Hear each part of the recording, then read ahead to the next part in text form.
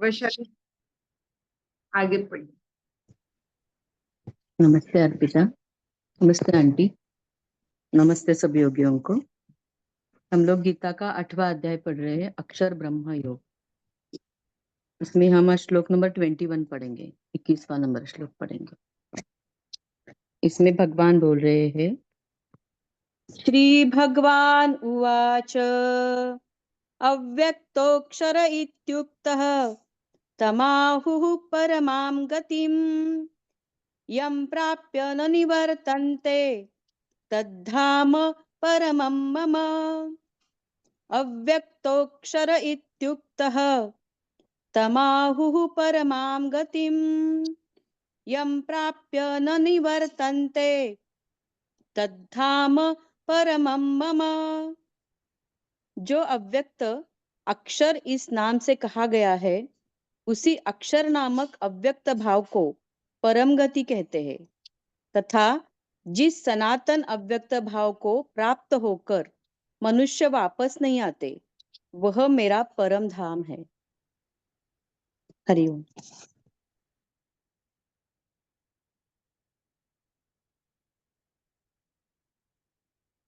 ये बहुत सरल तरह से हमें एड्रेस बता दिया गया है। ईश्वर का एड्रेस कहाँ है।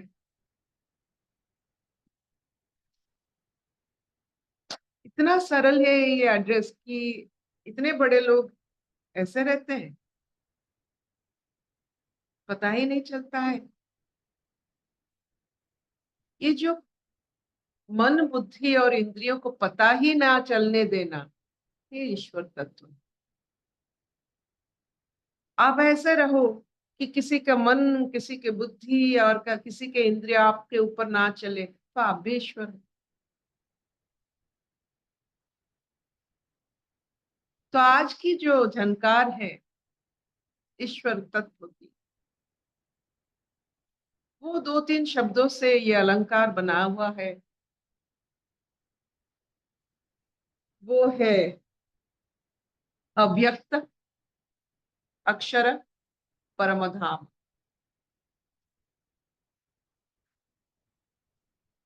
अव्यक्त, हम तो बचपन में हमें सिखाया गया है कि व्यक्त करो, कहो, अपनी इच्छाएं प्रकाश करो, हमें कहो, व्यक्त करो। आज पढ़ा जा रहा है कि अव्यक्त अक्षर, जिससे मौलिक और कुछ नहीं हो सकता। It can not break into any other form. वो ऑलरेडी इतने जो साझा फॉर्म में है कि उससे और सिंप्लिसिटी नहीं हो सकता है। अक्षर, जिसका क्षय नहीं हो सकता है। क्षय से मतलब ऐसा एक तत्व जिसका क्षय नहीं हो सकता। अक्षय। तो क्या हमारी मन, बुद्धि और इंद्रिय इन दो शब्द को समझने की आदि है? क्या हमारी चाहत इन शब्दों पर है? क्या हम इन शब्दों पर ठहर सकते हैं कुछ समय तक, कुछ वक्त तक? क्या हमें इसे अपने बार बार सोचने वाले शब्द बना सकते हैं, जिसे हम मंत्र योग मानते हैं? अव्यक्त अक्षर। क्यों अव्यक्त है ईश्वर? क्योंकि उनका व्यक्त भाव प्रकृति। बड़े लोग खुद कुछ नहीं कहते हैं, कहलवाते। They don't say anything directly. तो अव्यक्त का व्यक्त प्रकृति है।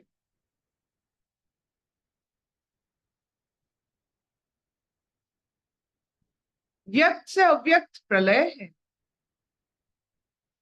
जहां मन, बुद्धि, इंद्रिय काम ही ना करे, ये प्रलय हो सकता है, क्या अव्यक्त हो सकता? आप प्रलय में, आप कभी तो हमारे यहाँ प्रलय तो हम देखते हैं हर साल, जब इतने जोर से आंधी आती है, पता ही नहीं चलता है किस रुख क्या होने वाला है।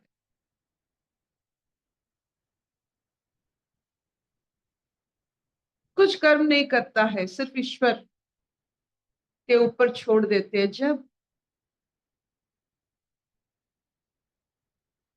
मन, बुद्धि और इंद्रिय शांत पड़ जाता है, अपने छोटा सा ज्ञान में वो चलता नहीं है, छोड़ देता है, ईश्वर पर निर्भर कर लेता है, तब वह अव्यक्त को पहचानता है, अक्षर को जानता है। मन, बुद्धि और इंद्रियों के माध्यम से कोई कभी ईश्वर अनुभूति नहीं कर सकता। मन, बुद्धि, इंद्रिय प्रकृति को अनुभव कर सकते हैं, जो उनका व्यक्त है, पुरुषों का, ब्रह्म का, ईश्वर का व्यक्त भाव प्रकृति। ये प्रकृति को जो पहचानते हैं, प्रकृति को पहचानते, मतलब द लॉज बिहाइंड नेचर। प्रकृति एक रूल में चलता है, प्रकृति जो हम देखते हैं वो एक सब रूल में चलता है। जो हम अनुभव करते हैं उसके भी, उसके अंतर्निहित भाव में एक वेद है। वेद मतलब there is a rule behind everything. जो इन्हें पहचानते हैं, जो प्रकृति के नियम को पहचान लेते हैं, वो ईश्वर को जान लेते हैं। जो नियम नहीं पहचान कर बस विविधता में बोल हो जाते हैं, विभोर हो जाते हैं, इस विविधता को पहचानते पहचानते अपना समय क्षय कर देते हैं। ये विविधता को इंद्रिय माध्यम से अनुभव करते हुए अपना समय क्षय कर देते हैं। They do not know the rule of Prakriti. The rule behind the Prakriti is Veda or Veda is Brahma. The rule behind everything, क्योंकि रूल है ईश्वर तत्व, प्रकृति का नियम ईश्वर तत्व। इसी वजह से प्रकृति ठहरा हुआ है, हम उसमें आ रहे हैं, जा रहे हैं, ये चलता रहता है, क्योंकि दिस इज ए प्रकृति एक रूल में चलता है, जिसको आप फिजिक्स मानते हो। कुछ पता है, कुछ बहुत सारा पता नहीं।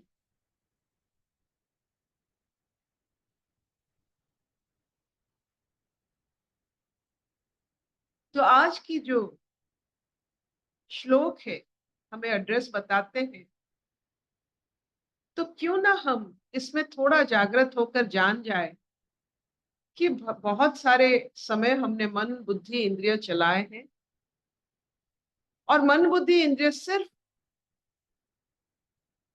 प्रकृति को पकड़ सकता है। क्यों ना इसे थोड़ा बहुत छोड़ दे, मन, बुद्धि, इंद्रियों को छोड़कर एक वैसे अवस्था में चले जो ईश्वर सत्ता को अनुभव कर सके। आज हमें पता चला कि मन, बुद्धि, इंद्रियों से कुछ नहीं होने वाला है आगे, बस यही प्रकृति में, भवंडर में घूमना है। कितने दिन, कितने साल, कितने युग हम इन प्रकृति, इन इंद्रियों के माध्यम से प्रकृति को बस परखते रहेंगे, कितने युग। ये जो हम, जो क्या कहते हैं, वी बिकम, मतलब we become weak, we become tired.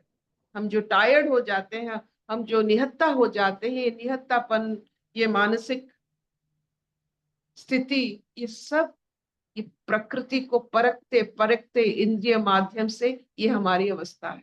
ये बुढ़ापा शायद उसी वजह से आ रहा। You become old, you become fragile, you become निहत्ता। आपको और कुछ करने की इच्छा नहीं होती जब तक you do not get attracted the rules, to the rules behind the प्रकृति। पेड़ क्यों आगे ऊपर उठता है? अभी तक पेड़ ऊपर उठता है, उसका मूल नीचे जाता है। कैसे नीचे जाता है? वो तो इतना अंधकार है, उसमें कैसे पानी ढूंढ लेता है?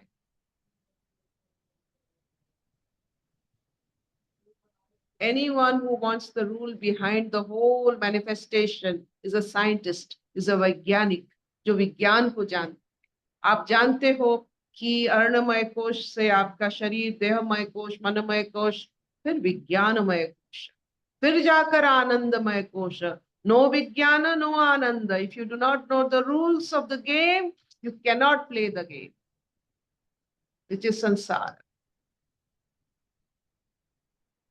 Samsara is a game, and you have to know the rules of the game.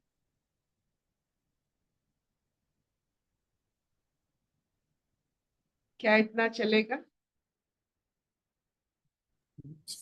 हाँ Auntie, I have a question. हाँ स्वाति, बोलो बोलो. Yeah, so like I was thinking how like tomorrow is always unmanifested, right? Because it hasn't come yet. And in order for it to manifest, it becomes today, which is perishable because it has a 24-hour like timeline. And then as soon as it perishes, it reaches another unmanifested state of yesterday. So does the fact that something is unmanifested make it imperishable? पहले एक चीज let us understand. समय जो होता है कल परसों में बटा नहीं जा सकता है. इट्स अ कंटिन्यूअस प्रोसेस, समय चलता रहता है. तो ये सूरज उदय और सूरज जब जब छुप जाता है, जिसे हम दिन रात कहते हैं, कल आज कहते हैं, वो शरीर की गति या हमारी गति को कुछ बदलाव उसमें नहीं आता. It is a continuous process. You are growing. Even if it is yesterday, tomorrow, you are growing. तो इसका मतलब क्या हुआ? जो अनमैनिफेस्टेड है, ये हमारी मूढ़ता है, हमारी मूर्खता है, जो हम नहीं जान सकते. फॉर एग्जाम्पल, जो एक दिन हम आपको एक शायद बहुत दिन पहले हमने एक कथा सुनाया था. It's all about a servant and a master. एक मास्टर एक सर्वेंट को ढूंढता है, कहता है कि इतने इतने पैसे में I will keep a servant. तो कोई नहीं मिलता इतने कम पैसे में. तो बहुत दिन के बाद एक I will take less than what you give, but one thing is that don't disturb me when I'm sleeping.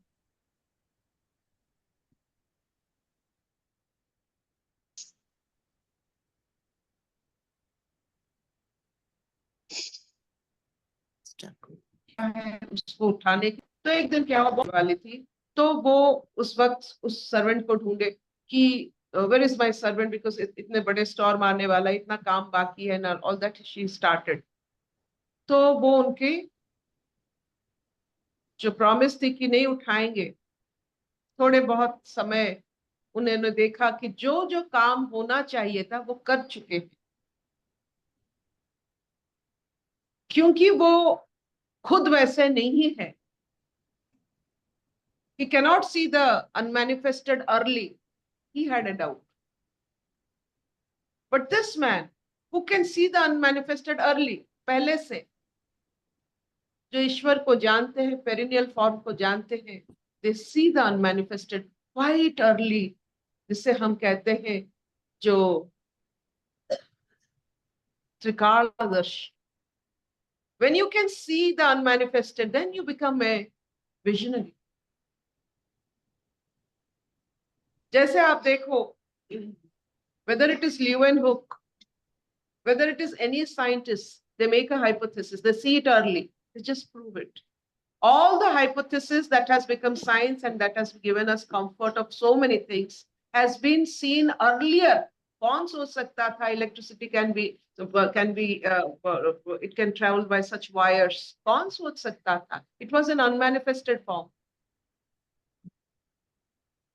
तो जो प्रकृति के नियम को देखते हैं, उसके बारे में सोचते हैं, वो ईश्वर all scientists who find out truth behind the prakriti, they are all spiritual. So if you cannot see the unmanifested, आप मूढ़ हो. मैनिफेस्ट करने के बाद देखने का क्या, कोई भी देख सकता है। सूर्य उदय से आपको सब कुछ पता चलता है, या सूर्य अंधकार में भी जैसे अर्जुन देख सकते थे, अंधकार में भी अपना बाण चला सकते हैं, उसीलिए वो अर्जुन बने। Those who go beyond, who know the rules, those who try to get attached to the प्रकृति's नियम। नियम क्या होता है जो इतने सालों से, इतने युगों से वैसा ही चल रहा है? क्या है ये नियम? As long as you are, आपका आपका सोच वहां तक नहीं पहुंचता है, you will be only talking about all this. Once you are close to the Prakriti's niyam, आपको लगेगा, विश्वास बढ़ेगा कि सब कुछ नियम के अनुसार चलता है। ये कर्म फल, ये जो हमारी अनुभूतियां कुछ नियम से चलती। So son, see the unmanifested early. That is how you become a visionary. चाहे वो एलन मस्क हो, चाहे वो हमारे मोदी जी हो, जवाहरलाल नेहरू जी हो, Gandhi ji, anyone who has become a leader in the long run, they have seen unmanifested early, and you can do it. अशतो मा सद्गमय तमसो मा ज्योतिर्गमय मृत्युर्मा अमृतंगमय। सर्वे सुखिनः सन्तु, सर्वे सन्तु निरामया, सर्वे भद्राणि पश्यन्तु, मा कश्चित् दुःखभाग् भवेत्। ओम शांति शांति शांति। कल हमारे शहर में एक बहुत दुखद घटना घटी। दुखद मतलब यू कैन कॉल इट एक ऐसा घटना कि आपको अच्छा नहीं लगेगा दिन भर। हमारे रिटायर्ड प्रोफेसर, बहुत केमिस्ट्री के, बहुत रेवेंशा कॉलेज यहाँ बहुत बड़ी कॉलेज है जिसका बहुत नाम है दुनिया में, उसका प्रोफेसर 34 साल में भुवनेश्वर आता है सुइसाइड करने के लिए हमारे महानदी में। तो आप देखो 74 साल में एक जो कहते पक्का फल जो खुद गिरने वाला है वो सुइसाइड कर सकता। क्यों? वाई? ये सिर्फ ईश्वर नाम लेने से यू विल नेवर बी, मतलब आपके अंदर वो जोश नहीं आएगा जीवन। ईश्वर को मानना पड़ेगा, नाम से कुछ नहीं होता है। जो मानते हैं, जो सचमुच, देखिए we have two types of, maybe many types, but now I can think of only two types of stages. जो ईश्वर को ओढ़ते हैं, एक जैसे हम अपने ऊपर चद्दर ओढ़ते हैं, बस ईश्वर का नाम जो ओढ़ते हैं वो एक प्रकार की स्थिति है। जो खुद में ईश्वर उत्पत्ति करते हैं वो एक प्रकार की स्थिति है। तो खुद में ईश्वर की उत्पत्ति करना, हर समय खुद से ईश्वर की स्थिति को दृढ़ करना और सिर्फ ओढ़ने में बहुत फर्क है। A good people committing suicide at 74 walking, मतलब गाड़ी से नहीं, वो बस से आते हैं, चलते हैं और आकर 74 साल में पानी में गिरकर मरते हैं। ये कैसा स्पिरिचुअलिटी है?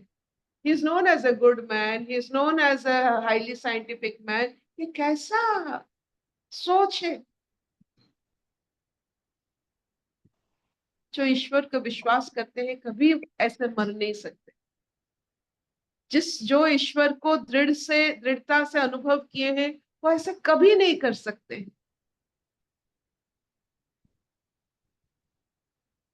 सोचिए थोड़ा।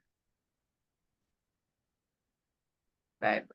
थैंक यू मामा, थैंक यू। बहुत सुंदर। हरि ओम तक हरि ओम।